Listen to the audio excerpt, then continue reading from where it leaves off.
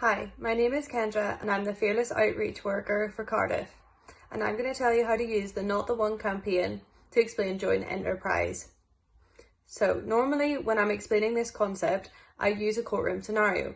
Typically I will ask for 5 volunteers and get them to come up to the front and line up.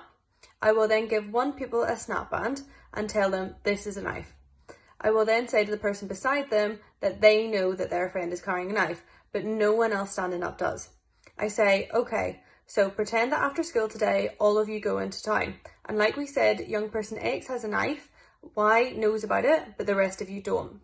I then walk into town and the young person with the knife sees me and stabs me in front of all of you, and I end up dying. So they can use the snap band here. So what do we think the outcome for all of you would be?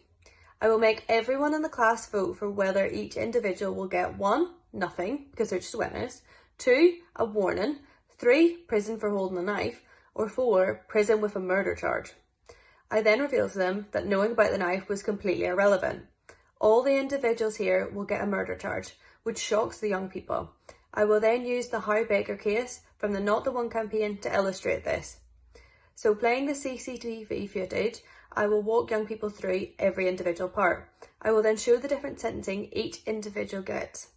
I explain how despite not everyone entering the docks or not everyone being involved in literal stabbing, everyone gets prosecuted. I will then explain why some individuals get charged with murder for direct involvement and some are charged with manslaughter for general involvement.